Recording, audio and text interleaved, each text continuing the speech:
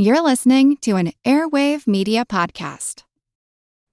We're excited to talk about the University of Aberdeen and their online courses. It is the oldest university in Scotland, founded in 1495, and yet you can take their classes from the comfort of your own home and have 24/7 access to the learning material, no student visa required. Learn about the heritage of Scotland, the plagues, the witch trials, the history of the Second World War, the rise of political extremism, Jacobitism. Explore how Scotland's unique history, its culture, and tradition have shaped global movements. And learn about the men, women, and children who have left Scotland's shores in a special online course, The Scottish Diaspora, led by award-winning tutor Marjorie Harper. Ready to transform your passion for history into a recognized qualification? Check out the University of Aberdeen online at on.abdn.ac.uk and search history. That's on.abdn.ac.uk and search history. Or click on the link in our show notes.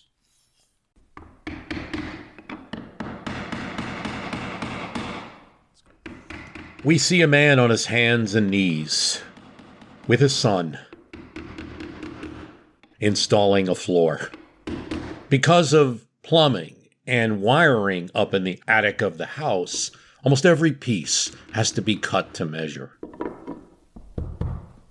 But they've got to get it done soon, before those boxes arrive. Those boxes that right now represented an income for his family. It would be hard to imagine that this man, 3 days before, had been President of the United States, engaged in 20 of the hardest days of his presidency.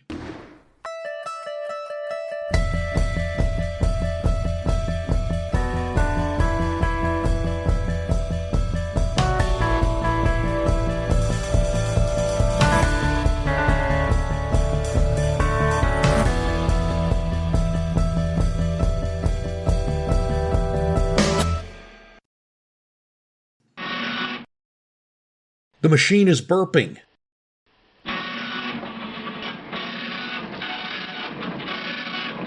This clunky telex machine, archaic machine now, designed to receive words or text from a dedicated telephone line. In this case, at the Treasury Department of the United States. The machine is burping. I can't believe it, Jimmy Carter, the President of the United States, said. He's not the only one following what's happening with this machine. Bankers at a dozen banks, numerous diplomatic officials of at least 4 countries are also very interested. How we're going to judge hundreds of days may come down to this machine.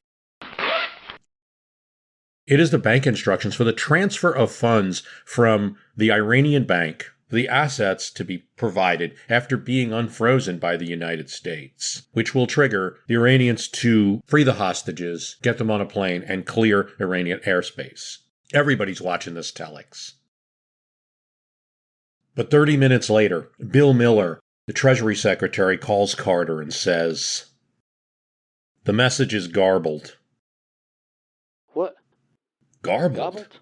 Yes, and they sent the wrong codes.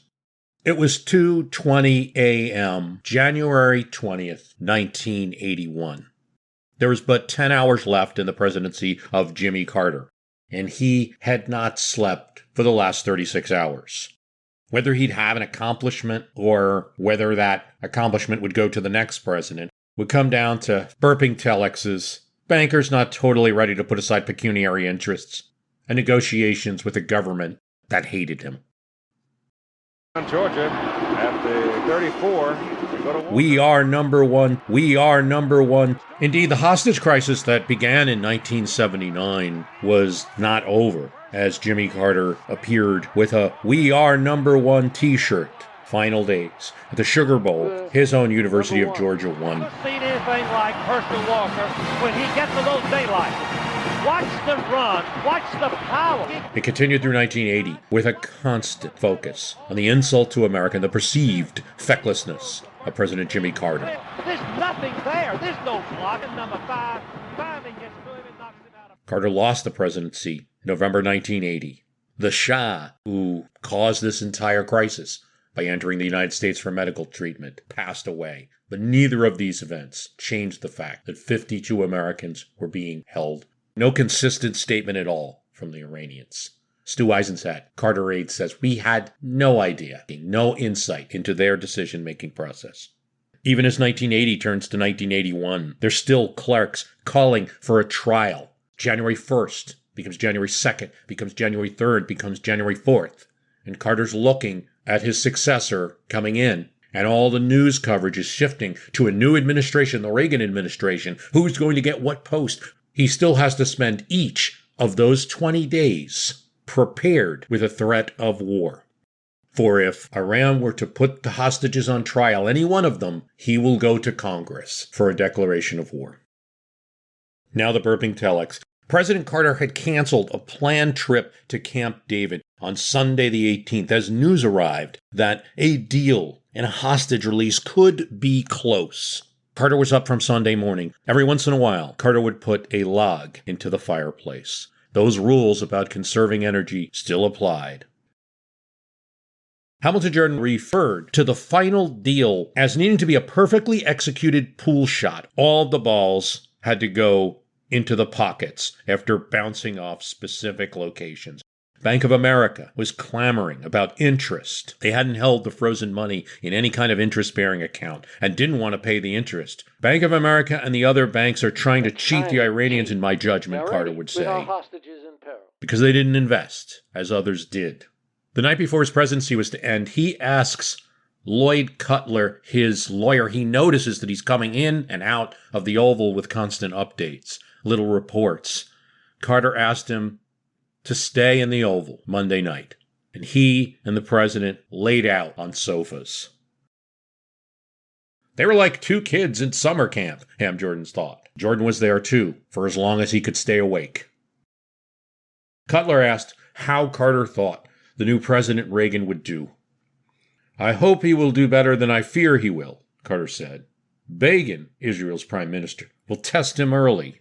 Lifting the grain embargo will send the Soviets the wrong message." The irony of Carter now worrying about Reagan being seen as not tough enough on the Soviets, as would be made clear in comments he'd make later in this year, accusing his former rival of being too tough, of a militant policy.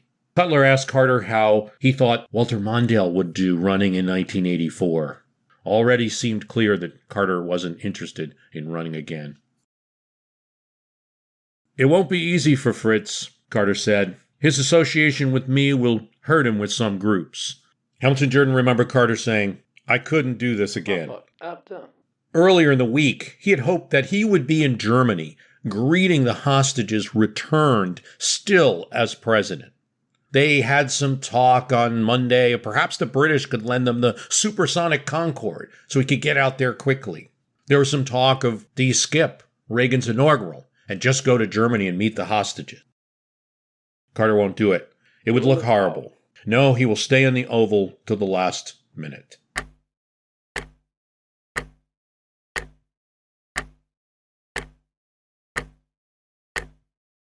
Cyrus Vance, former Secretary of State, is now waiting at Andrews Air Force Base for that signal to fly to Germany. Hopefully within the Carter administration, these hostages will leave the airspace of Iran. It isn't just about legacy, although it's certainly about it in some form, but not just about it. Carter is worried if the deal is not completed between the United States and Iran, now using Algerians as an intermediary. Before noon Tuesday, Reagan is president. He might say something. It might scuttle the deal. At Christmas time, Reagan had made a statement calling the Iranians barbarians, saying he wouldn't pay ransom, even though many in the Carter administration secretly cheered on Reagan for making the statement. Carter's worried that he might say something now to scuttle the deal, or the Iranians, absent a Carter administration to negotiate with, might start the whole process over. leading to more captivity for the Americans. In reality, Reagan has indicated he'll keep Carter's team, Warren Christopher in particular, as employees, the ones that are negotiating in Algiers for as long as necessary to complete this deal, and he makes no other statement about the deal to release the hostages. There is a brief interlude where the Vice President Mondale visits and they trade gifts. Mondale gives Carter a new globe. Carter gives him a rifle. "You have always treated me well," Mondale says. "You've always taken me seriously." It's a little known, and maybe not the most important thing in the world, but the relationship between President and Vice President under Carter and Mondale changes completely. Mondale is the first to get a West Wing office. Mondale is consulted constantly. This is not normal for vice presidents. Outside of a little disagreement over the Malaise speech, over certain appointments, Joe Califano, for instance, for Hughes secretary, there isn't much difference between these two individuals. They act as a team, and it will be the model for people like Clinton and Gore and Bush and Cheney. It's the new type of vice president. But Carter doesn't have a lot of time for gifts. When there was a brief little toast of the cabinet members, Carter spent most of the time looking down at the table. Everyone knew he was thinking about the hostage deal. As Cutler and Carter sit on the sofas, presidential friend Charles Kerbo comes in to swap a story while they wait. He talks about how he was the lawyer that back in the 60s argued Jimmy Carter's case of election fraud in Georgia, where he feels illegal votes were stuffed in the ballot box against him. And the judge, future Attorney General Griffin Bell, ruled that those ballots be thrown out. And Carter got his seat in the state Senate. And then the governorship, then the presidency. "If I hadn't won, Mr. President, we wouldn't be in this mess." There's some laughter. Carter says he regrets certain things, like, for instance, not appointing a woman to the Supreme Court. Another thing, they'll be left probably for his successor. "Do you realize I'm one of the few presidents who hasn't got to appoint a Supreme Court justice? We appointed more women to the bench than all presidents combined." Bill Miller at Treasury calls. It's the most important phone calls right now, because right now it's about money. The telex at the department is a quick walk from the White House, and everybody's interested in it. The message is moving, Miller says. The telex from the Iranian bank is coming across with those instructions. Money's moving. That's the signal. That's money. And this is an interesting moment as all of these world bankers and diplomats are listening for this telex signal when they realize it's simply a carriage return. It's a check. The Iranians are making sure the telex machine works. You can ignore that message. That message. Bill Miller explains how the message from the Iranians was to have two identifier keys at each end, one at the beginning, one at the end. The one at the beginning is wrong, Bill Miller says. But if the one at the end is right, we will accept the message. A moment passes. The key at the end is right, Miller tells the president. Use the garbled message. We can correct later, Carter says.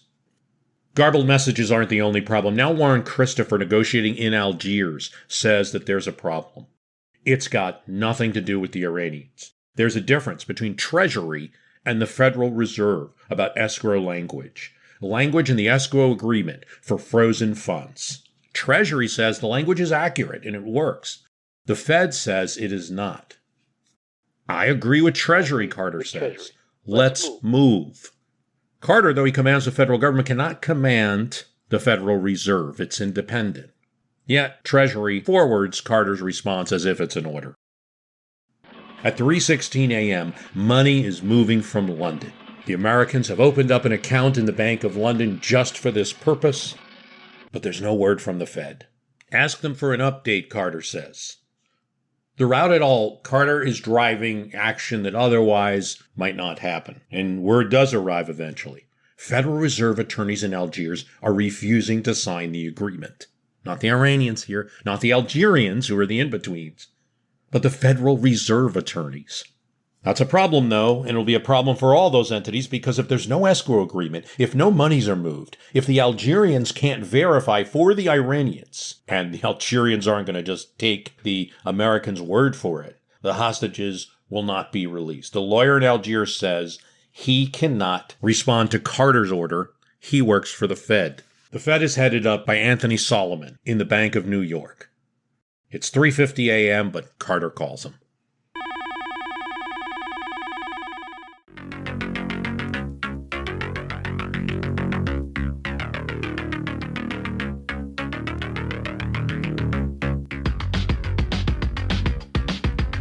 Certainly, most in the Carter administration did not expect to be here right now doing this. Iranians given no indication that there was to be any change.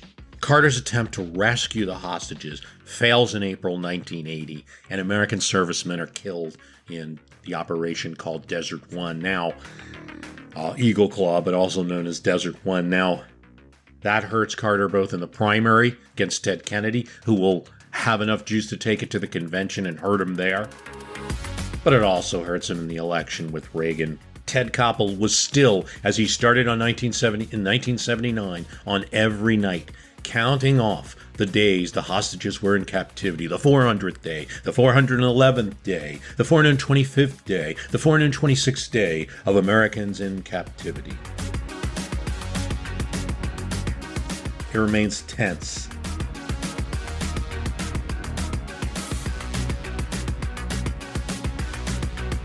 But there might have been some evidence that the benefit politically of holding hostages was running out, even in a place like Iran. One hostage was actually put on Iranian TV and interviewed by Red Cross and a future Iranian President Khamenei, then a young cleric. His appearance, he was told later by everyday Iranians, was positive for their cause because he had very politely told the cleric in their language that this was cruel, this was wrong.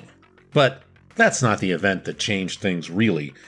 There's some in the Iranian government that would like better relations with countries in Europe, and this is making things difficult. But one event seems to really have moved things. Iraq, Iran's neighbor, led by Saddam Hussein and a secular government, invades the country of Iran.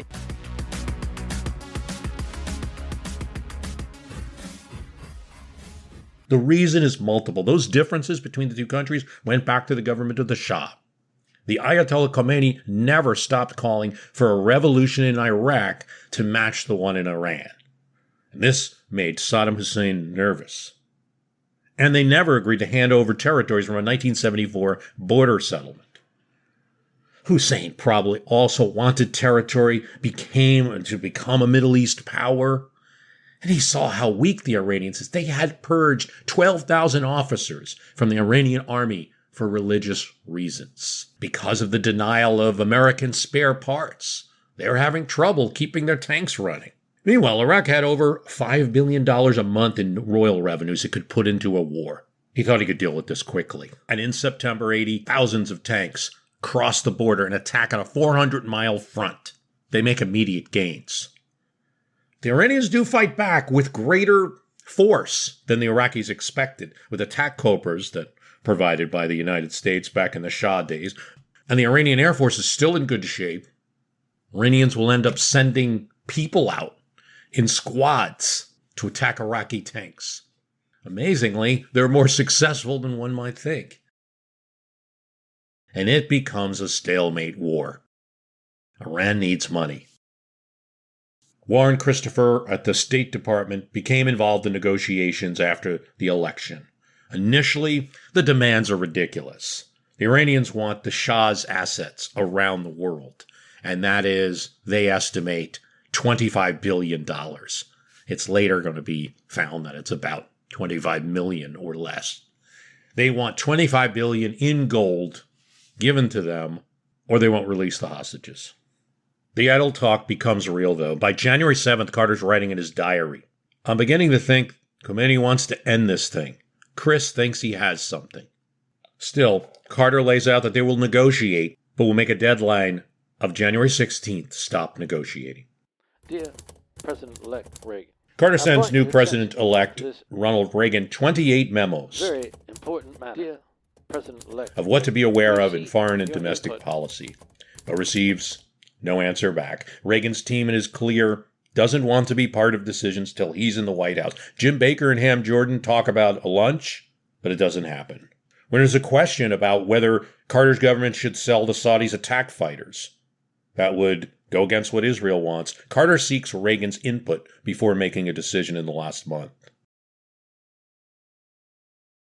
Each time we pick up a telephone, we may not be aware of it, but we're doing business with the largest private corporation in the world, Ma Bell. Aside from everything that Carter has to deal with in these last days, his Justice Department is breaking up the major phone company, AT&T. The company says it's under attack from the government and it mounts a defense at trial. The trial will only last one day, so eventually AT&T and the government will settle, and AT&T will be broken up. Ma Bell just lost her children. What it means is that AT&T will retain AT&T Corporation, AT&T Long Lines, Bell Labs, Western Electric, and Baby Bell, which will operate the phone stores. But AT&T will lose New York Telephone, New Jersey Bell, and 20 other local operating companies across the nation. Carter also has to deal with a presidential commission, the President's Commission for a National Agenda for the 80s, a commission that he appointed in 1979. They come back in 1981 and say, yeah, we've noticed that people are moving from northeast cities to the southwest, to the Sun Belt, the south, the southwest. We should encourage this. Why have to support cities more at the federal government level? Encourage people through transportation vouchers, more highway funding, encourage people to move to the south and southwest. Just follow that trend. Carter is opposed to his own commission's suggestion on this. We can't give up on our cities. And mayors of cities, Ed Koch in New York, is violently against this. This is a dumb idea, he says. We have enough problems as it is. Mid-January, hostage John Limpert is taken for a physical where a television is present, and he hears the announcer speak of an agreement between the U.S. and Iran. He allows himself to get his hopes up, but just a little. Indeed, it's gotten closer. It's gotten closer. The fantastic demand is eventually given up, and the Iranians settle more to, they want a certain amount of assets. That's going to be decided to be about $8 billion unfrozen. So it's really giving Iran back its own money that was in the United States and some European countries. That the U.S. won't get involved domestically in Iran, as it had in the 1950s, at least a pledge of assurance there. And crucially, right before Christmas, Carter adds something else that gets the negotiations unlocked. All claims against Iran, public, private, in the United States, will be null and void. It's a decision that's going to anger even some of those 52 hostages. But it gets things moving fast. January 13th, 1981, the Swiss say the hostages will be released by Friday. I take it with a grain of salt, Carter says. Each day that passed, there was hope that there would be a final agreement to get the hostages cleared into the air base in Germany. Now it's 3:16 a.m. The Iranians have at this point, at least in their statement, said there was nothing holding up the deal except if the Americans can deliver. Federal Reserve attorneys in Algiers are now refusing to sign the document there. Carter calls Tony Solomon, the head of the New York Fed. At 3:50 a.m., January 20th, he is put on the line for what he calls an unbelievable argument between the New York and Algiers lawyers. These were all lawyers. After being badgered, the Federal Reserve lawyer in Algiers says he's fainting and will not sign the document and will not discuss it any further. Carter calls Solomon. Tony, get him to sign. On the other front, there's some good news, though. The 12 private banks have sent their money, but the Algerians will need to show $7.977 billion of verified funds in the bank at the Bank of England. Tony Solomon calls Carter. They've revived that banker in Algiers. His stalling wasn't real, surprise, surprise, but reflected differences between the Fed lawyers and Fed management. They would need minor changes in that escrow agreement in order to sign. Write it up fast, Carter says. Quickly. In 8 hours, there will be a new president. The president. Carter hears snoring. It's Hamilton Jordan. He gets a kick out of it. Later, he'll wake Hamilton Jordan up and blame him for ruining the entire deal. We couldn't hear the telex over your snoring. You ruined the whole thing, Ham. One of the rare moments of humor.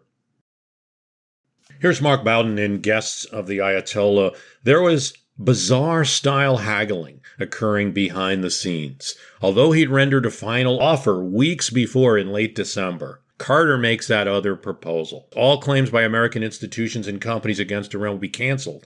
Sedco, DuPont, Xerox had some $3 billion in claims at world courts against Iran. But there's another key. Iran can save some face by not having to deal with Carter. They just have to deal with the Algerians. And Algerians want to be seen as players on the world stage. Their only request: the hostages are loaded on Algerian planes and stop in Algiers first. For the Iranians, this is a benefit. They don't have to hand over anything to the United States, just to Algiers. The head of the Majlis Negotiating Committee, Behzad Nabavi, his word is out: no interference with Iran domestically. Return frozen assets, freeze the Shah's assets in the United States, nullify the lawsuits, and we're in. Carter had been up all night in the Oval Office, its walls stripped bare, and the outgoing president's papers in boxes being removed. 20 vans heading down to Georgia with the presidential papers. Today's show is brought to you by Vanguard. To all the financial advisors listening, let's talk bonds for a minute. Capturing value in fixed income is not easy. Bond markets are massive, murky, and let's be real, lots of firms throw a couple of flashy funds your way and call it a day. But not Vanguard. Vanguard bonds are institutional quality, and institutional quality is not a tagline. It's a commitment to your clients. It means top-grade products across the board. The lineup includes over 80 bond funds, and they're actively managed by a 200-person global squad of sector specialists, analysts, and traders. So if you're looking to give your clients consistent results year in and year out, go see the record for yourself at Vanguard.com/audio. That's Vanguard.com/audio. All investing is subject to risk. Vanguard Marketing Corporation, distributor. The Who's Down and Who Newville were making their list, but some didn't know Walmart has the best brands for their gifts. What about toys? Do they have brands kids have been wanting all year? Yep, Barbie, Tony's, and Lego. Gifts that will make them all cheer. Do you mean they have all the brands I adore? They have Nintendo, Nespresso, Apple, and more. What about... So the Who answered questions from friends till they were blue. Each one listened and shouted, from Walmart? Who knew? Shop gifts from top brands for everyone on your list in the Walmart app. Indeed, on the day of the 19th, hostage John Limbert notes that the guards there have told him and told everyone to expect to be released on the 19th. But it got more anxious in the so-called guest house when hours pass. It gets dark and nothing happens. Limbert is convinced that this deal fell through.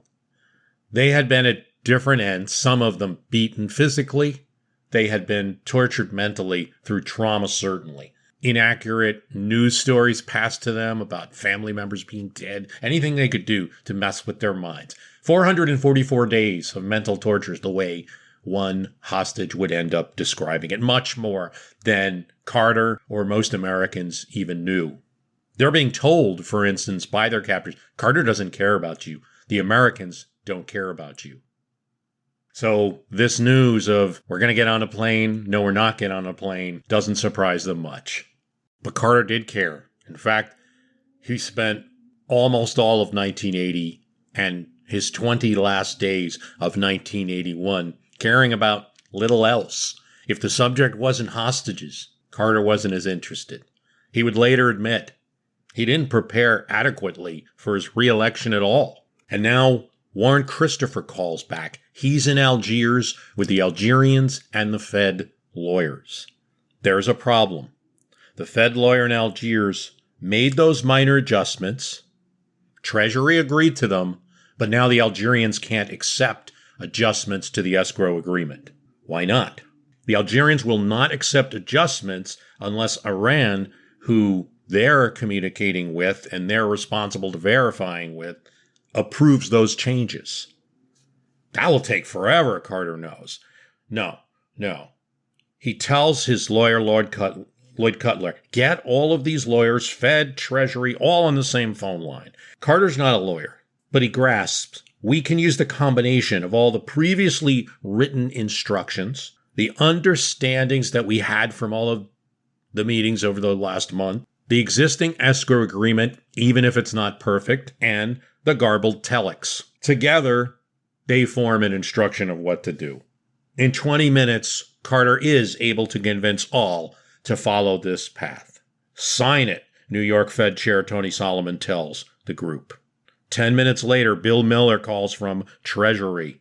The machine is burping again. Money is moving. Good news. In 2 seconds, money goes from the New York Fed to the Bank of London. Carter asks Bill Miller, this Treasury Secretary, to send a certification to the Algerians. There are 6.5 more hours in Carter's presidency. Word arrives now that in Tehran, the airport has lined up Flight 133. The tower has called for 133 to line up on the runway. It's one flight number, but there's 3 planes. The 727 with the hostages, an exact 727 as a decoy plane, and a plane carrying the Algerian and the Swiss in-betweens. We must remember Iran is at war right now, and it has some concern of Iraqi fighter jets. While in Iranian airspace, the flight will go with an Iranian fighter escort. At 6:35, operations, reads CIA. At the same time, the lawyers have resolved their differences. All of the escorts are signed. Fed lawyers, though, caused an hour-and-a-half delay. The Bank of England certifies on a telex that it has received the $7.977 billion. Carter attempts now to call President-elect Reagan. Word comes back. The president-elect would prefer not to be disturbed. Carter will call later. 7:15. The telexes check off the amounts from each bank as received. 7:30. There's still no certification from the Bank of England that the amounts have been received. This is a critical piece. The Algerians won't move without it. Please push them, Carter says. Cyrus Vance still waits, ready to go greet the hostages. A barber comes in for President Carter. His hair is cut. Well, he remains on the telephone, hearing what little updated information he can. Iranian fighter escorts and runway action. Dollars and cents.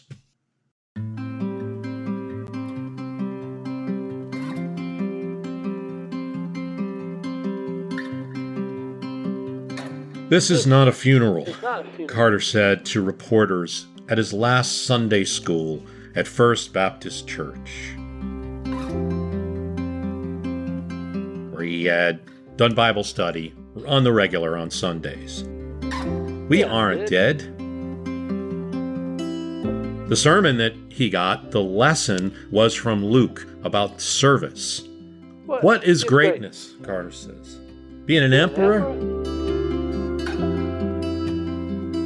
Being a president of the United States?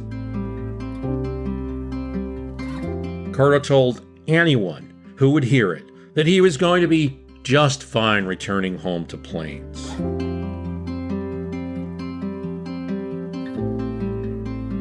Ham, he told Hamilton Jordan, do you realize for 15 years I've had to worry about other people's problems? As governor of Georgia, as a candidate, it will be an enormous relief. Hamilton wasn't clear if he bought it. Carter kept saying this type of things all through the month of January 1981. I'll be fine. It'll give me time to work on my memoirs.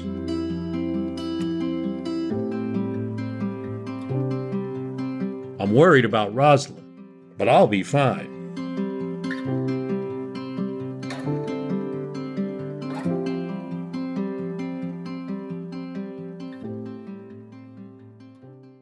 Reporters who asked him about Reagan found him concerned. I don't know if he can pass his tax cut, but I know he wants to. For Carter's part, on tax cuts, for the 20 days he would have in 1981, he would have to draw the line. He didn't want Democrats who were looking to maybe outflank Reagan cutting taxes. He let it be clear he would veto it. It would increase inflation and ruin the deficit. He was right about one of the two in the future. But it is useful to note that Carter's insistence on a connection between deficit and inflation is something, in effect, proven wrong during the Reagan years, maybe inadvertently, where inflation went down as deficits went up. But it was an ironclad belief from a lot of people and markets at the time that Carter's president. Carter's job, or any president's job, is never over as long as they're in the Oval. This was true of Carter's final months. 2 Americans are shot and killed in San Salvador, El Salvador, right in the middle of a restaurant in a Sheraton hotel as they breakfast with labor activists. The State Department urged President Jose Napoleon Duarte to investigate. Duarte knew it was the work of right-wing paramilitary. Paramilitary had been plaguing the country, looking for even a more hardline government than his own. A young reporter from Bogota, New Jersey, his first day in El Salvador, is taken from his hotel room and disappeared. He was to write an article for Forbes magazine. It wouldn't be till 3 years later that his body would be found. Even the ambassador, Carter's ambassador to El Salvador, was receiving menacing hints and threats from those in the elite in San Salvador that these militias could do their bidding. He'd better watch how hard a line the Americans had. But the Cold War is the Cold War. And the communist FMLN declares war on the El Salvadoran government. Duarte's government could not crumble, the Pentagon and the CIA argue. Carter, however reluctantly, approves $5 million in aid. Carter will also protect Alaska wildlife in his last days in office, institute tariffs on foreign steel, change the Civil Service Reform Act to be friendlier to African Americans and Hispanics, consider sending fighter jets to Saudi Arabia, all in his last weeks. His Department of Education, a department that he created during his presidency, will force the states of Missouri, Kentucky, Ohio, and Texas to integrate their state colleges. While segregation is illegal in all of these states and across the country in 1981, these schools are still not integrated in large numbers. Do it, they say, or lose funds. For Texas, this nearly leads to a shutdown of colleges in the state. They submit a voluntary plan that passes Department of Education muster. No rest for the weary. 7:55 a.m., Carter's finished with his haircut. 20 minutes later, at 8:04, just 4 hours left in Carter's presidency, the Bank of England certifies by telex. 2 minutes later, the Algerians certified they have received the certification by telex. 12 minutes later, the Algerians notify Iran by telex and by phone, reminding the Iranians that the agreement is that when the money is received and verified, they should immediately bring about the departure of the hostages. Carter speaks briefly to Reagan, informs him of the developments. There's cheers in the Oval Office. Planes are on the runway ready to take off. The hostages are in them. From tower control, an Iranian fighter has lined up next to Flight 133. A jeep is checking the runway. But an hour passes. By 9 o'clock, Jimmy Carter expresses, for the first time, possibly, the Iranians are stalling to embarrass him one more time. Deputy Secretary of State Warren Christopher insists that this won't happen. The Algerians he spoke to, they spoke to the Iranians. While takeoff is not imminent, they do agree to do it before noon. They have agreement. But Iran, citing fear of Iraq or other disruptions, asks Algiers not to announce any departure time, not to give the Americans any future departure times. The hostages are indeed on the plane, blindfolded. A Swiss official does a check of each one of the 52, not only confirming their identities, but asks them about their health. In his view, his own exacting procedure might have delayed this flight at least some. Hostages, some of them, say they were on the runway and ready to go, but there had been so many mind games and torture, they had no idea. They are blindfolded when they're brought on the plane. Almost all sources, be it Reagan's team, Carter's team, Carter himself, Hemp Jordan, journalists worry about the hostage crisis, but believe the obvious. Iranians wanted to wait for Carter to be out. Hostage accounts, for instance, note how aware they were of American politics, of American media, public opinion. But to date, no Iranian official has accepted responsibility for delaying that release. Rosalind Carter comes in, reminds Carter that he's meeting the Reagans in 15 minutes. Time to put on my monkey suit, Carter says, at 10:45. But Carter still thinks it's possible. He has a personal aide accompany him with the radio. At this point, Reagan has formally asked Carter to go to Germany, no matter who's president, and to be his contact to receive the hostages. Very generous, Carter says. Smart, Jordan said. People still like you, Mr. President. Reagan and Carter travel in the limousine to the Capitol building. Carter finds Reagan affable, but as Reagan tells stories about Hollywood, he doesn't get all the jokes, and really is not in the right mindset to receive them. After the ride, he asks an aide, he talked about Jack Warner. Who is Jack Warner? Even when referenced, Reagan in his inaugural speech thanks Carter for one of the most seamless transitions ever. The camera pans to Carter. His distraction and lack of sleep is evident. As all of this is going on, as these ceremonies are unfolding, Hemp Jordan has not left his post in the White House. He keeps waiting for word on the hostages so that he can inform the president. It's after noon. The appointment secretary has asked him to leave. At 12:25, he's still there, as in the office that he's in. They're putting up portraits of Ronald Reagan and taking down the Carter portraits. At 12:25, he places a phone call to the White House Situation Room. And the same people that he's dealt with for 4 years, when he asks, can you please give me an update on the hostages? They said, I'm sorry, Mr. Jordan, we can't do that.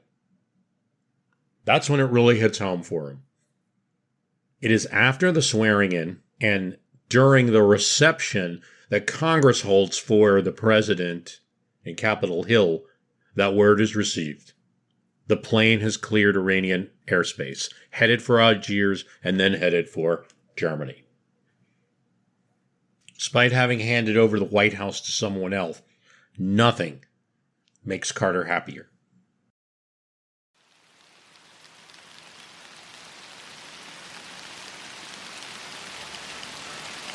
Perfect. You don't have there's no way to express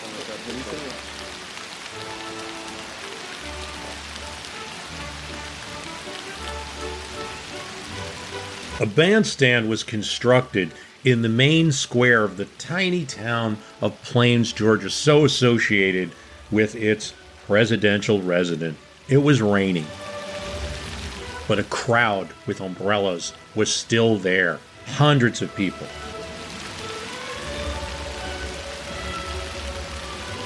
As the band played Dixie, a song that Carter had forbid from being played during the campaign. Georgia was the only southern state that Jimmy Carter would carry in the 1980 election.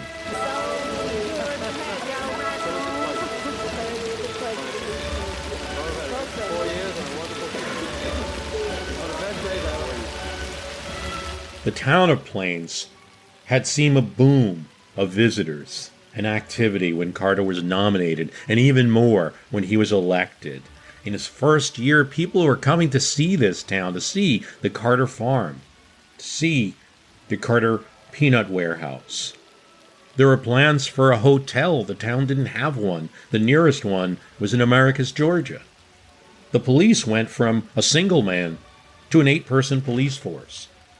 But as Carter's popularity waned, the town of Plains had to get rid of some of those new officers, and the hotel hadn't yet been built. Carter's peanut warehouse, founded by his father Earl, was in trouble, and as they made this appearance, he already knew and had it on his mind that the warehouse was $1.2 million in debt. The business had been put in a blind trust that his friend and lawyer Charlie Curbo was managing. Curbo was no agricultural genius, and in any case, the Carter years, it turned out, had been a very difficult time for farming in Georgia. After Reagan's election was certain, Curbo gave Carter the news. The warehouse would have to be sold. The Carters didn't have enough assets to cover it. They owned a few stocks, not much, farmland at a very cheap price, and a house worth $100,000. But the house couldn't be an asset because they would now have to live in it, in a 4-bedroom ranch. Carter can't think about these things just yet because he has to leave from Plains to Andrews Air Force Base, one more job as a former president now, to meet the hostage at Wiesbaden as Reagan's special envoy. Although it's going to make Carter happy, it's more nerve-wracking than it seems. You know, this could be a problem. State Department official on the ground at Wiesbaden says, the hostages, it turns out, are people in trauma. We know much more about trauma than was popular at this time in 1981. They're going to be paraded around in motorcades like they're astronauts and things like that. These people have been mentally damaged. Even the ones that had military training. The family of one Marine who thought he'd be fine because he'd been through so much. Just see the condition that he's in after all of this time. But some of them have been kept in the dark. It's solitary confinement. Told that America didn't care. Carter didn't care. They're brought up the elevator after this warning to the holding room, a locker room that had been turned into a hospital ward. Tiny windows along the back wall. Sitting in 3 circles of folding chairs, there they were, the former hostages. Wearing baggy clothes, robes. One man wasn't expecting a visit. He's in his pajamas. Another's in a Penn State jersey. A few had decided they didn't want to see Carter at all. When Carter walks in, there's polite applause. Bruce Lanigan, who would have been the senior official among the hostages, introduces Carter. And he's going to go around and tell Carter the names of each person. It quickly becomes clear Lanigan does not have to. Carter knows each one of these people and the names of their family. He had their families to the White House on the regular for updates. One man refuses a handshake. Ham Jordan's standing next to Carter and starts to get a little nervous. But it turns out he refused a handshake because he hugs Carter. Carter's not generally a hugger, Hamilton Jordan thought, but in this case, he did. Let me tell you, Carter makes real clear, there has been more prayers for you than at any time in the history of our country. He asked if they have any questions for him. They did. Why did you try a rescue attempt? Carter said, the Joint Chiefs of Staff said it was something that they could do. They didn't think they could do it at first, but as time passed, they thought they could. They got intelligence and they had the equipment. Why did you let the Shah into the United States? I had assurances from the Iranian civil authorities, Carter explains to the hostages, that nothing would happen. One of the hostages says, Mr. President, those were as good as the paper it was printed on.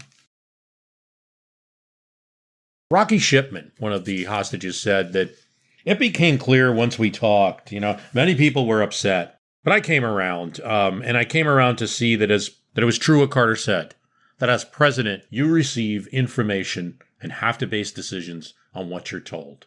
I will live with that decision for the rest of my life, Carter tells the hostages. Indeed, 1981 would be, according to family friends, a time of constant scenario checking, dreaming, what ifs. What if the Shah wasn't let in? What if we didn't order the rescue? What if, as Rosalind had insisted, we attacked Iran? What if I added one more helicopter to the rescue mission? Instead of an aborted mission in defeat, what if... I won't get into it completely here. I have another podcast that talks about Desert One. It wasn't until I read Mark Bowden's book on this topic and some other sources that I realized that it wasn't as crazy as it seems. Now it ends up in a desert crash because of dust storms and everything, bad planning and things like that. But the Tehran operation is actually kind of plausible. The CIA had some people who were in the guest house who knew where the hostages were. Jimmy Carter, despite all of his statements about he's going to be fine in planes and everything like that, he'll describe it years later, this time, as being despondent. For the first time in my life, I had no particular goal. A Navy officer, state senator, governor, candidate for president. Even people in planes say they don't see Jimmy Carter much. Chip Carter describes being so glad that the citizens of planes gave Carter as a gift a set of woodworking tools. Carter was endlessly down in the basement working on wood projects. Thank God, Chip Carter said, because he was in a pissy mood. There were many problems. It looks like Archer Daniels Midland will buy Carter's peanut warehouse, but only for an amount that covers those debts. No additional profit. His former ambassador to Australia comes to visit. Ham Jordan is there too. Mr. President, you can sit on boards of companies. They'll pay a stipend. And really, you should go out and play golf. Meet CEOs. Ham Jordan's like almost holding his head in his hands. He can't imagine his former boss sipping juleps with mostly Republican CEOs. When he gets the answer he expected from him. I have zero interest in sitting on boards of already successful companies. And I hate golf. It's not really exercise. Carter also makes the decision, which in his memoir he will regret later, to eschew speaking fees. He didn't like that Ford had done it. Clintons will make millions. Obama will make a decent amount on these fees. I'm not casting aspersions. I think, there's probably a little foolishness that goes on with some of the fees, but I also do believe that, like, former presidents are people that the public wants to hear from. Fortunately, Carter had kept a diary during his entire presidency. He'd have to edit it. He'd have to put it into an interesting memoir, present it like a book, like a narrative. So people wouldn't want to just read a diary. That's what the publishers are telling him. Carter would spend those first months getting up early, breakfast, inspecting the property, and writing on his memoirs. The word processing equipment arrived in February 1981, much to Carter's delight. There would be a newspaper article describing this new $10,000 state-of-the-line word processor. I hope it's worth it, he said. You still had to hit the carriage return on each line. Bantam and Muir are interested in my memoir. But some bad news. He finds it's not only the Carter business in debt, so is the Democratic National Committee from his campaign. He'd have to raise $123,000 to pay off the campaign debt. Thankfully, to the rescue come Jimmy Buffett and Charlie Daniels. They'll do a fundraiser.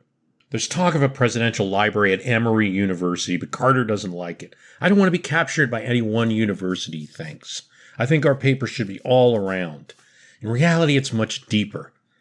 To him, it seems a bit of a chore, and a big library seems out of place. Jihan Sadat, the wife of Anwar Sadat, the president of Egypt, offers to come visit the United States. She'll arrive at Robbins Air Force Base. And Anwar Sadat, who's been a great friend, personal friend to Carter, says, "Can you arrange for transportation?" Yes. Jimmy Carter in his pickup truck. Sadat will also visit planes and tell reporters there about Carter is not just a president he negotiated with, but a good friend. Now, Henry Kissinger, a little more cynical attitude, believes Sadat was a master negotiator, manipulator, and it was like whatever the president who was negotiated wanted, Nixon, oh, you're brilliant, strategist. Ford, you're such a person of goodwill. Carter, you're my friend. Reagan, you're a populist hero in your country. Whatever they wanted to hear, that's what Sadat did. But there seems to be a genuine connection. Certainly, Carter felt it with Sadat. And there's a moment during the Camp David Accords where Sadat's just ready to go because he feels Israel's stalling too much. And Jimmy Carter just lays it on the line and says, if the personal relationship means anything to you, then you'll stay. And something works. And Sadat stays, and they end up working things out. Now, this gives the appearance that there's a lot going on in the early months of 1981. There's not. Even in planes, people are saying they barely see Carter. They say the best time to catch a glimpse of Jimmy Carter these days is in mid-morning. That's when he strolls from his highway home here to his nearby office. Along the way, he sometimes waves to camera-snapping tourists or stops to exchange greetings with the passerby. "Hello, Mr. President. Good to see you. How are you?" "I'm fine." "You shopping?" "Yes, sir. Groceries." Those who see him says the town's most notable resident is friendly and looks well. They report that he dresses in jeans, and his long-sleeve sports shirts are ever pressed and impeccable. Sometimes he's trailed by an associate too, and glum Secret Service agents secure every step of his route. Beyond this, though, no one right knows much about the 39th president retired, because other than the mid-morning appearance, he is scarcely available for wide viewing. 4 months after being turned out of the White House, a most public place, Jimmy Carter is keeping to himself almost entirely. In fact, the truth is that he's become something of a recluse. He's got a lot of catching up to do, a neighbor says. It keeps him busy. Part of that catching up involves the Carter home, a gray house behind a fence west of the business district. Weiss says it deteriorated during the decade of neglect. The roof didn't fall in, but things generally went to pot. The Carters spent the winter and early spring redecorating and doing yard work. Carter and his son are going to have to fix the attic so it can support all of the presidential papers that he's received and the letters that he's about to receive. There's some 40,000 letters that he gets in the first few months.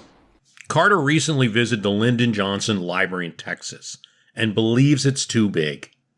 There really isn't much politics in Carter's days anymore after 1981, but February 11th, Robert Strauss calls. Robert Strauss is the head of the Democratic National Committee. He was Carter's campaign manager in 1980.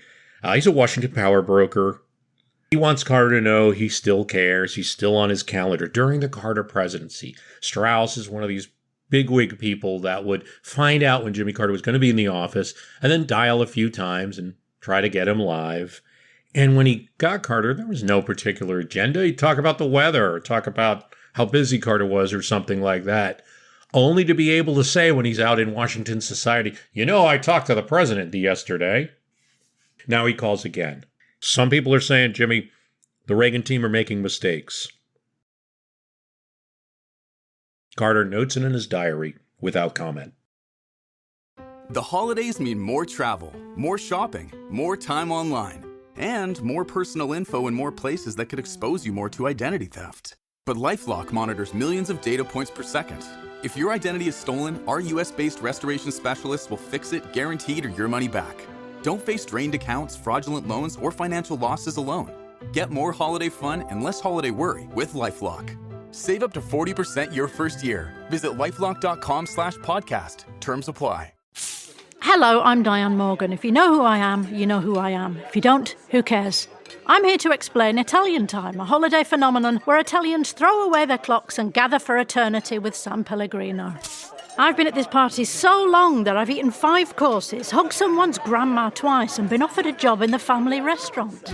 So this holiday season, make sure to bring enough San Pellegrino to last you through the meal, the after meal, and the entire goodbye ritual. San Pellegrino, holiday on Italian Time. Not fired, rawhide is okay. On March 30th, 1981, Carter is informed by a Secret Service agent that he should turn on his TV. We want to go to the emergency room of George Washington. At the hospital, Reagan told his wife, Nancy. And he does to see the shocking news. There was an attempted assassination of Ronald Reagan. When he hears the news that Reagan is going to the hospital to visit wounded Press Secretary James Brady, he's confused. He knows Secret Service procedure.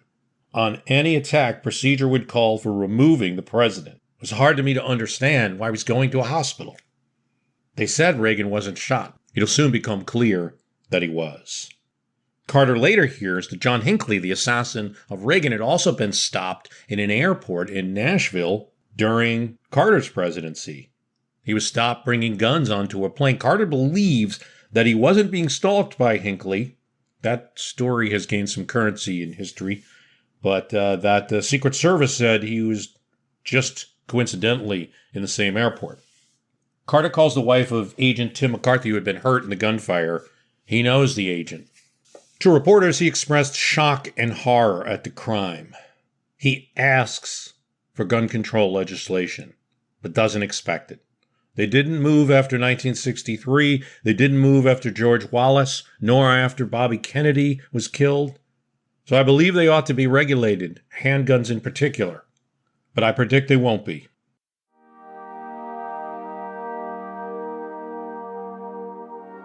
What was Jimmy Carter? I don't know if he was naive or disingenuous.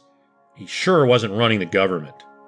Sipping on a tab, on a photo, one leg draped over the chair, Joseph Califano, Carter's former cabinet member, former Hugh Health, Education, Welfare Secretary.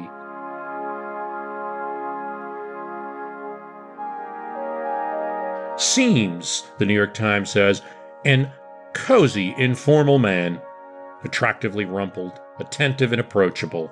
It's time already to write the post-presidency memoirs of various officials, and Califano is the first significant one.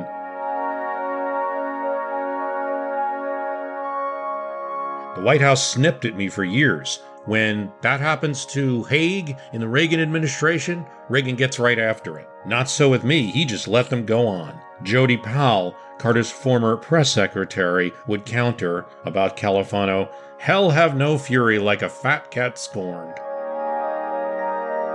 We were right about him all along, Hamilton Jordan would say. It wasn't the only former Carter people talking. Cyrus Vance, Hodding Carter, no relation to the president, but a State Department official, go after Zbig Brzezinski and said that he had too much influence on Carter, that he talked too much, that he made his own policy. We had talked about in the Carter 1979 cast, something I don't think is widely known, how that Brzezinski basically wanted to incite the Soviets to take the ball, to take the bait and invade Afghanistan. Things like that. Such is the way in a one-term presidency. People are going to try to assess the blame. Rarely was there a complimentary article in the press over 1981. There are a lot of articles. But Mike Rosenberg is a senior legislative agent to Representative Jonathan Bingham, Democrat of New York, suggests that Carter run for Congress. Mr. Carter has the opportunity to break the pattern of normal presidents and should so. He should, as soon as possible, run for office again. Specifically, he should run for election to the House of Representatives. As a member of the House, Mr. Carter would have a forum from which he could attempt to influence the national policy. Serving in Congress would not only give Mr. Carter the opportunity to influence events, but would help transform the presidency in the minds of the public. The presence of a former president in Congress would demonstrate that the president is a mere mortal, and a politician at that. The public might learn to expect less of the incumbent, and might be in less of a hurry to destroy him if he fails to deliver. Carter, as a former president, is already making certain trips. He goes to China. He also receives the Prime Minister of Japan in planes. On his way to China, the plane stops for refueling in Alaska. He's actually told by the Secret Service, "You are so unpopular here because of the carve-out of the Alaskan Wildlife Reserve and the perceived damage to the economy for that. You are so unpopular here, Mr. President, we advise you not to get out of the plane." He doesn't. Later, the economy of Alaska will increase leaps and bounds despite that wildlife reserve. The wildlife reserve that Carter administration establishes will remain completely protected until 2017. In July of 1981, Jack Anderson, the well-known syndicated columnist, writes, "There seems to be little doubt that Reagan is a man of good intentions, but Jimmy Carter was also a basically decent person. The difference is that Reagan, unlike Carter, has the skill and personality to translate his good intentions into practical action." Anderson writes, "Some presidents have labored under the delusion that the election process itself, the single day of voting, transferred the people's power to them, but it doesn't work that way. As both Jimmy Carter and Richard Nixon learned, to their sorrow, without the continuing support of the people, a president is largely powerless." This argument is one you're going to hear in a lot of places in 1981 because bad for Carter's reputation, the timing of everything. Reagan's going to have probably the best year of his presidency in his first year.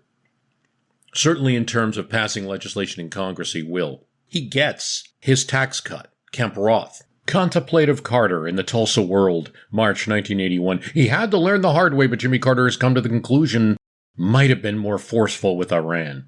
And he hadn't been as effective in the White House as he wanted to be. Students at Princeton University reported, after a closed-door talk by Carter, David Broder found Carter true to his principles. In a January 1981 article, Jimmy Carter was a product of his time, a time of transition, as he said in his farewell address, an uneasy era. The nation was uneasy with his leadership and rejected his bid for a second term. It may be less a reflection on his shortcomings as president than evidence of the fitful spirit of the age. Whatever his failings, Broder writes, Carter was true to his own principles. He avoided military conflict. He protected land and resources. He spread the message of human rights. But he was unable to discipline the threatening forces in this transitional world. From the Corpus Christi Times, September 1981. Apparently refreshed and invigorated by his recent trip to the Far East, former President Jimmy Carter is ready to take up the political cudgel once again. For his own sake, we hope Jimmy Carter keeps his profile lowered. It might be galling to his spirit not to be president anymore. Jimmy Carter is, fairly or not, simply irrelevant. In the Hattiesburg American, judging by the views of the American electorate, Jimmy Carter is not the forgotten man when it comes to speculation. With the off-year congressional elections less than a year away, debate has already begun over possible Democratic rivals for President Ronald Reagan in 1984. One question being asked is, does Jimmy Carter, the defeated 1980 candidate, continue to have voter appeal? The latest Gallup poll results answer this question in the affirmative. As high a proportion of registered voters today select Carter in a test election against Reagan as choose either Senator Edward Kennedy or former Vice President Walter Mondale. But Gallup doesn't show Carter winning a race. It's 54 for Reagan to 35% for Carter. My fellow Americans, I've said on several occasions that I wouldn't comment about the recent congressional hearings on the Iran-Contra matter until the hearings were over. I've just been talking about forces of potential destruction that mankind has developed. And I think you really have to break into that comparison a bit, because it's really what defines Carter's presidency is who came after. Reagan averages a Gallup rating, historically, over the time of his presidency, of 52.8, where Carter is 45.5. Now that's 7 points. But that 52.8% is lower than a great number of presidents, including his successor, George H.W. Bush, including Bill Clinton, including Eisenhower, Kennedy, Lyndon Johnson. It's forgotten now that Reagan had a terrible year in the next year, 1982, where he's going to have to claw back some of the tax cuts in the form of added fees and expand the deficit more. Promises made by Stockman and other members of his team are going to be seen in this year. He has a re-election in 84, and the economic increase between 82 and 84 looks good for a lot of voters. That belies the image of history a bit. There was heavy criticism of Reagan while he was in office. The Iran-Contra came darn near close Human rights invented America. to impeachment. The defense most commonly used is that he's an older man, he's not running for re-election, and he delegated too much to other people. Now, it wasn't a strong-willed, like, I'm remaining in office type defense. It was, well, he's Reagan. That's the way it is. I mean, that's largely Iran-Contra there. But many Democrats in Congress didn't vote for an impeachment because they thought they'd get the presidency in 1988, and a few of them are running. I think when you see the larger Reagan presidency, and I did a 12-part series on it, it puts Carter into somewhat of a light there. It doesn't absolve him. There is an arrogance that Jack Anderson notes about his time in office. It's a recipe of what not to do with Congress, in effect. On the other hand, he'll always argue, I tackled problems. In 86, Carter's going to make a statement about Reagan. What significant problem has he tackled? This is before he gets involved in a serious way with arms control. Jack Germond and Jules Witkover.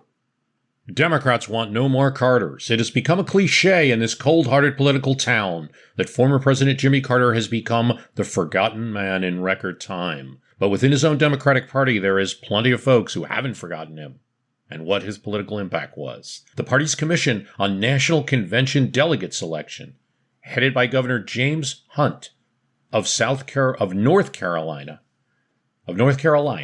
held its final regional fact-finding hearing and preliminary debate on a report here last weekend. And the bottom line seemed to be that whatever changes the party makes, it should see to it that it gets no more Jimmy Carters for a long time. What does it mean? Not Jimmy Carter himself, who actually, if he decided to run in 1982, might do quite well under these Hunt rules. But they're worried about a couple things.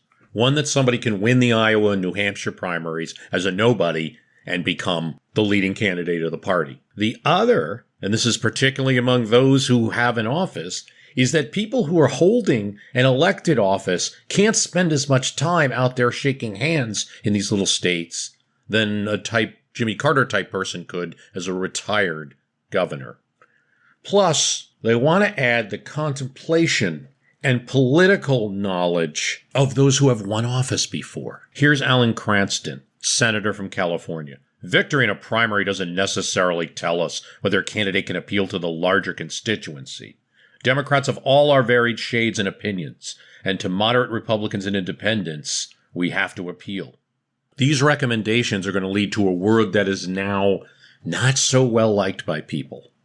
Superdelegates, elected officials, governors, other appointees who are going to have votes at the convention without representing a particular primary victory. The Corpus Christi Times did have it right. Carter comes out in October after a self-decided on exile from politics and criticizes the Reagan administration on a few points. One is the deficit. The other is the hostile relationship with the Soviet Union, the fact that there's no interest in talking to the Soviet Union. Although Mr. Carter criticized Mr. Reagan's budget cuts as punishing to the poor, his harshest remarks dealt with three concerns: nuclear arms control, human rights, and the environment. Congress, he said, had succumbed to political pressure in making ill-advised cuts that hurt the poor, the sick, and the unemployed.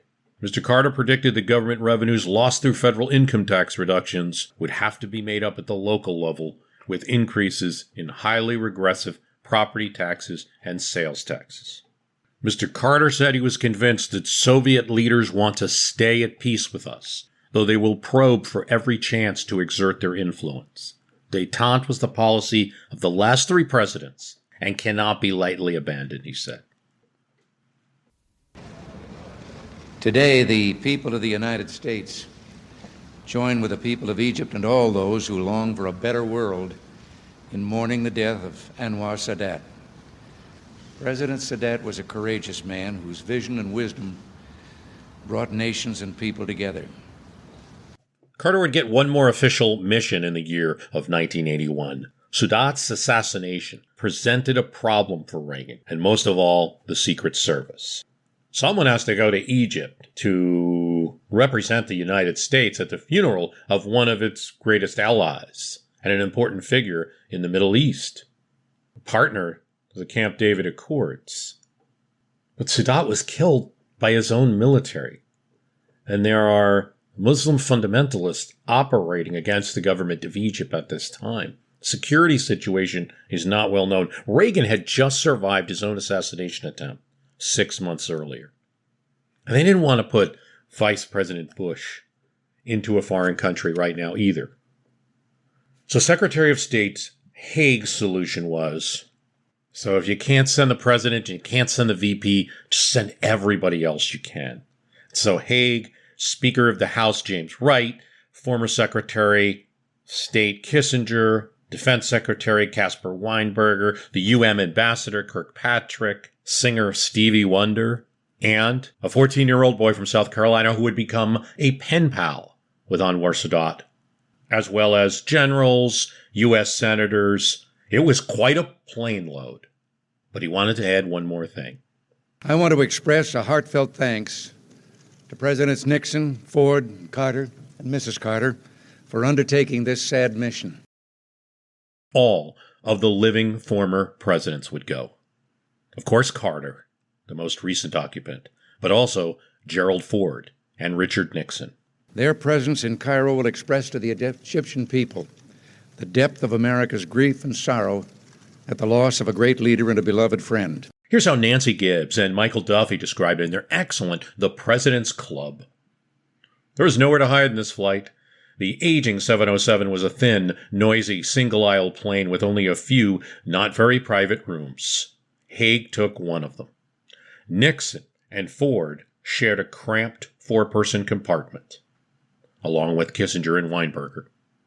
And Carter and his wife Rosalind, who accompanied him, sat in a two-person area. It was a little awkward. Rosalind gets up and immediately starts talking to everyone and really goes right to Nixon. Let's just take the bull by the horns here. She's quite talkative and social, she finds. It's almost easier for Nixon and Carter to talk a bit than for Nixon and Ford. Relations are quite tough between these two former rivals. Nixon, Carter finds, is friendly. He's going up and down the aisle of the plane with his blue sweater, his martini in hand. And he even knew how to duck when that photographer came around. Like, he knows. It's 1981. Nobody wants a picture of Watergate Dick Nixon. But eventually one of the stewards does ask, can the three presidents take a photograph? Carter's response is, how long is it going to take? Ford hears this and tells one of his aides, you can't make chicken salad out of chicken. Yeah, not cozy. They take the picture. They talked a bit on the flight. When they reached Cairo, an aide spoke later about how difficult it was. They had to keep saying, Mr. President, Mr. President, Mr. President, to three people. Then all of them get off, bulletproof vests donned, and go to the highly secured funeral on the outskirts of Cairo. The Egyptian military had done everything now to keep this out of the way. Begin of Israel is marching in the procession too, paying his respects. For Carter, there came the odd moment as he marched through the lines of armed soldiers. Weren't these the people that had killed Sadat? And they all have this moment where the funeral procession's marching and Egyptian soldiers, rifles not pointed at them but in ready position, block their path. Almost everyone reports being frozen in fear, but it's just a dress funeral procedure. And the soldiers, upon a command, break and allow the procession to pass to Sadat's coffin. On his coffin is written, Martyr of Peace. Martyr of Peace. It is said he wrote the epitaph himself. 21 guns fire. And as fast as they can, Carter and the former presidents are shuttled into limos and out of there. Now, though, there is an issue. The Secret Service reports as they're getting back on the plane that Nixon won't be on the flight back. He just wanted to take the one out. He is going on a trip to Saudi Arabia. No one knows what for. Not even Kissinger. Haig tries to get Kissinger to find out. He can't. Reagan people are miffed. They're disputing with Saudi Arabia right now over the special jet fighters. Those fighters, the AWACS, that Carter's administration was deciding whether to send or not, but that still hasn't been decided. Haig decides to stay in Egypt. Nixon's gone. Bulletproof vests off. Apparently, Gerald Ford and Jimmy Carter sit down and talk. Since we're two presidents, why don't we just keep it to Jerry and Jimmy? Absolutely. Reporters actually take a transcript. First, they talk about the Middle East. Carter sees the problem. No one, after the Sadat assassination, is going to step forward now and try to change things. I tend to agree, Jimmy. Ford notes the same and notes that all the other countries in the Middle East, they're hypocritical. They want peace too. They just don't want to come forward. They want someone else to do it. Ford and Carter talk about the Palestinians. Both agree this is the central issue. Until they look at the settlements, it has to The take Palestinian place. issue. They need to talk to the PLO. I'm not going to say a date. Ford says, when. Agree. I don't want to pick a date, but it has to happen. Someone simply got to stand up. That's right. Carter says Israel will never be assured a permanent peace until it does. It's a preview of what will be Carter's most controversial part of his post-presidency. Yet in a couple of years, in 1983, Ford and Carter will issue an op-ed in Reader's Digest criticizing Israel on the settlements issue, the Palestinian issue, asking for a resolution. Ford makes a statement in which is prophetic in a way. I believe this example of President Carter, President Nixon, and myself is an excellent example of how former presidents can be brought back into service. The transcript of the Ford and Carter talk enters the newspapers. Reagan even needs to distance himself from it because of what they said about the Middle East. Carter would say later about it, one of the tasks we felt bound us was having to raise money for our presidential libraries. It's a lot harder, Jimmy, to get those dollars than it appears. Owners found the task of... The way that the Presidential Libraries Act, written in the 1950s, is drawn up is that presidential paper should be stored in presidential libraries. I had visited the LBJ library. It's up to the president to raise money for the building. Beautiful building, but simply too big. A solution would come out of this talk on the plane. Carter asks Ford, would you come to Atlanta and participate in a symposium for me? Read fundraiser. Not all the Atlantans with money abandoned the GOP when their former Governor Carter became the favorite son and the president. Ford said yes, on one condition. Maybe you can come to Grand Rapids, Jimmy. Absolutely. That he would come to an event in Grand Rapids. And so both presidents raised money for each other's libraries, for Ford's current library and for Carter's future one. At some point, either in 1981 or 82, Carter wakes up from a deep sleep and tells Rosalind, I have it. I've finally figured out what to do with my library. We can start an adjacent institution. Something like Camp David. Where people can come. I can offer to serve as a mediator, no matter what the problems are around the world. We need to deal with other people. With mutual respect. We have to find a way to talk. The Carter Center was built in 1986. Ford helped raise money for it. Ronald Reagan appeared at its opening.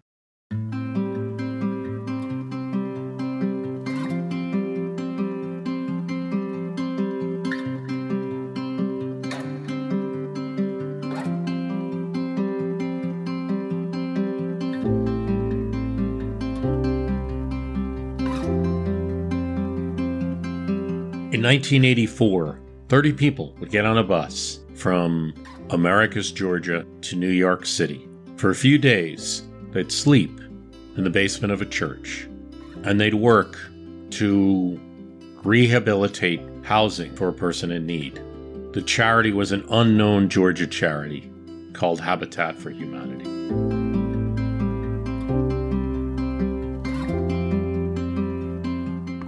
And after that, Carter would dedicate at least once a year sawing, hammering, putting up beams, and installing floors. Jimmy Carter would later tell a biographer, "The totality of my life has been enhanced by my loss in 1980